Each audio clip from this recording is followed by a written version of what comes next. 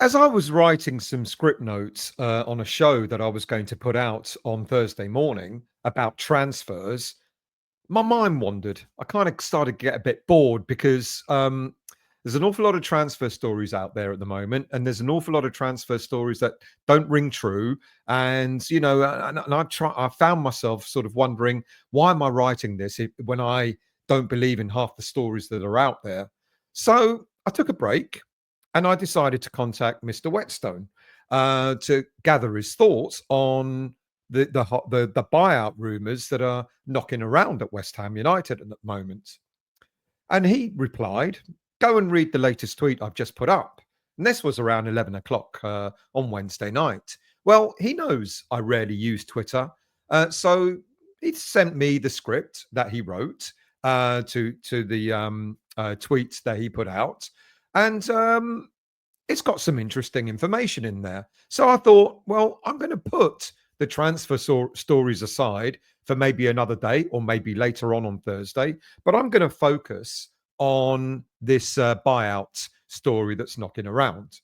Look, if you're new to the West Ham Boys, or if you've watched me before but yet to become a subscriber of the channel, please consider subscribing. Costs nothing to subscribe. All the content is free. And above all, if you enjoy the video that you watched and listened to today, please do make sure you hit the like button at the end of the show. Now, I know I've already put out one story about potential American investors, and that was at the beginning of the week. But the latest name of American investors who may approach West Ham are called Guggenheim Partners. It's a global investment firm with over 260 billion pounds in assets. The firm is actually well known to existing West Ham shareholder Tripp Smith, who owns 8% of West Ham shares at the moment. Now, Smith is reported to have met with Guggenheim back in Doha, Qatar, in January 2020 about them making a potential investment in West Ham back then. It's rumored that Smith is now again looking to form a potential American consortium of which Guggenheim can be a part of. As we've been made aware, the Gold family could now sell all of their 25.1% holdings, or Vanessa Gold could sell 25.1% holdings in West Ham rather than the 10% shares that were previously on offer back in 2023. There are two reasons for why the Gold family or Vanessa Gold may sell up. The first being that the probate of her late father, David Gold, has finally been settled. And the second, it's rumored or it's suggested that Vanessa Gold's company, Ann Summers, is in financial difficulty to the tune of around £13 million. And this is forcing her, excuse me, and this is forcing her to sell all of the Gold shares instead of just the 10% that were originally on offer. Now, if they are on sale, and if this US consortium was in a position to buy them, then this could potentially give Tripp Smith's US consortium a 33.1% stake in West Ham United. And that is the 25.1% being sold by Gold family, as well as the 8% that Tripp already owns. Now, this, of course, would make them the second largest shareholder after David Sullivan, who still retains 38.8% in West Ham. Now, if this US consortium were then to approach Daniel Kretinsky to sell his 27% stake, then this would give the consortium a controlling 60.1% share of the club. Now, look, I don't know if Kretinsky would be willing to sell. I guess if he'd be interested, if, for example, the consortium offered him, double what he paid West Ham for to buy his shares. Back in 2021, he paid 169 million pounds for the shares. So maybe a bit of maybe 340 million or just under could tempt him to sell. Doubling your money is not bad, is it? Now, with such a stronghold in West Ham, It would then be interesting to see whether David Gold would stay on at the club or whether he would decide to sell up as well. But this is all speculation at the moment. But what's actually backing this story is that apparently people in the investment banking industry, in the investment banking world, are leaking this story out. Now, perhaps then, maybe there is an element of truth to it. But should all this be true, a sale of this scale, a sale of this level, could take anything between 18 months to 2 years to get over the line.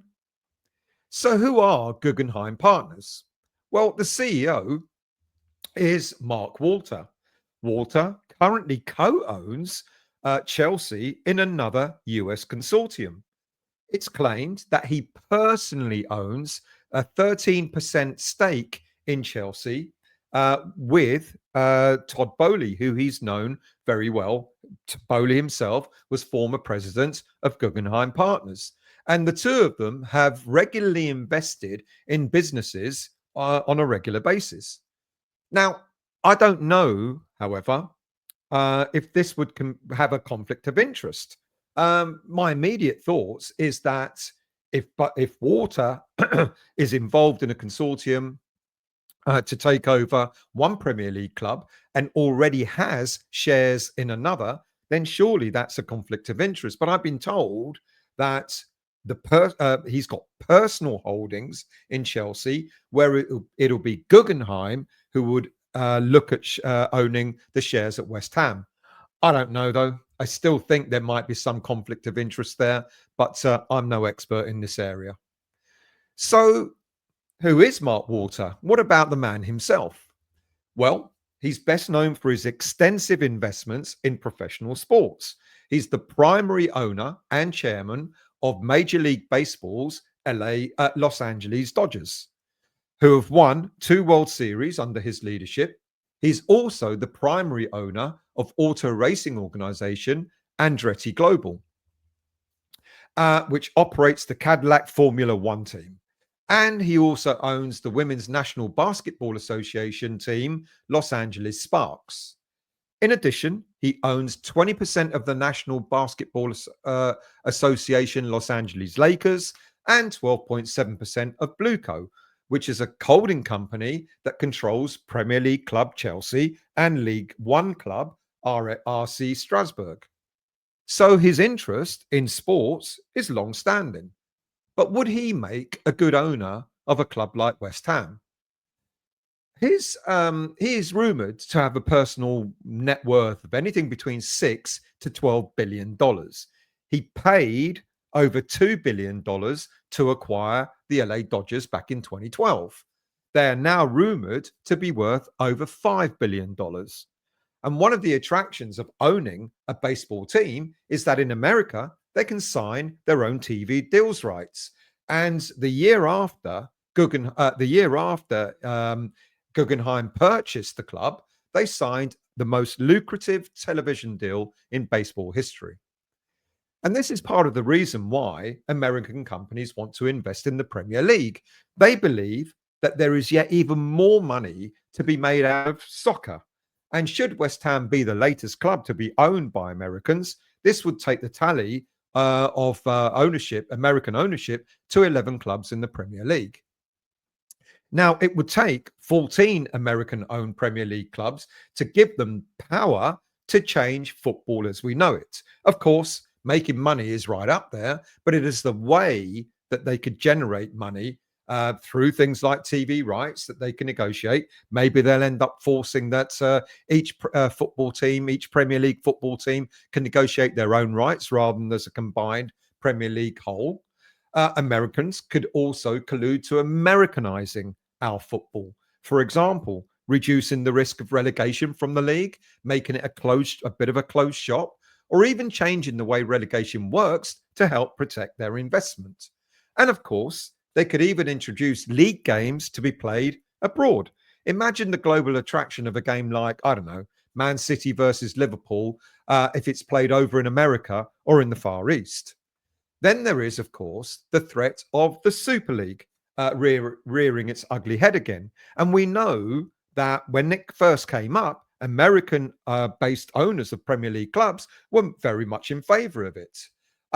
So who would say that if even more American owners came into the Premier League, they wouldn't want to revisit a Super League? Now, I've mentioned how lucrative a game like, I know, Liverpool, Man City might be if it's played in America or the Far East. Imagine if a Super League was formed as well, and you've got games like Real Madrid versus Man City over in New York or Beijing, for example. And a Super League, if run alongside the Premier League, would inevitably mean further changes to our game.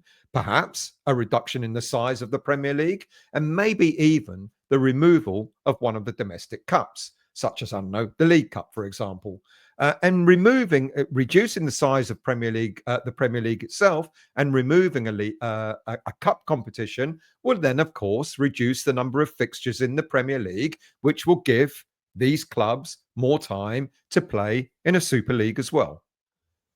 The Americans can certainly sniff out more ways than most of us to make money, that's for sure. The motivations are not only financial, but ownership of sports clubs are, in a way, a bit of a vanity project for such wealthy individuals or conglomerates. Now, despite Donald Trump's attempts to scupper the American economy, it's still grown faster than the EU or the UK in recent years. And consequently, there are many beneficiaries of this growth who have surplus cash. And here, football becomes an attractive proposition. In fact, football clubs are actually more resilient to recessions than other industries because they hold their value better, as they are effectively a monopoly supply to the fans. We've got brand loyalty, and that doesn't exist in many other industries. And then you have only to see viewer ratings of American shows like Ted Lasso, Welcome to Wrexham, which demonstrates the Americans' growing love of our soccer. And of course, the Americans are aware that the Premier League, as I've mentioned, is a global phenomenon. But would an owner, I've asked the question, but I didn't answer it properly, would an owner like Mark Walter be good for West Ham? Now, from initial reaction, he would be far more welcome than the figure that was linked earlier on in the week, Robert Cottage, the ex CEO of gaming company Activision. And when Walter took over the LA Dodgers, they significantly increased their payroll, thanks largely to the TV rights deal that they negotiated. They then had the capacity to spend big on players and wages. So there's every chance that if this consortium can increase the club's revenue streams, then big spending on players is likely to follow suit. But so long, of course, as they remain within PSR FFP guidelines. But why would he want to buy a football club that doesn't even have its own stadium? Well, there are suggestions that this consortium would not only want to buy West Ham United, but potentially the London Stadium as well. Now, what they would do with the stadium is anyone's guess. They could knock it down, maybe, or find a way of restructuring it to maybe make it more football friendly. Who knows? But would Sadiq Khan sell it to a potential buyer? I guess the benefit would be that it would no longer be a cost to the British taxpayer, who keeps subsidizing the stadium. But I repeat, all of this at this moment in time is all speculation. Does this story have legs? I don't know. I guess we're going to wait and see what happens in the coming months. But like I already said as well, any sort of buyout to this level could take between 18 months to 2 years to be completed. I think the bigger concern that I've already alluded to is not so much West Ham United being owned by Americans as a club in its own right, but the Americanisation of the Premier League per se is a much bigger threat.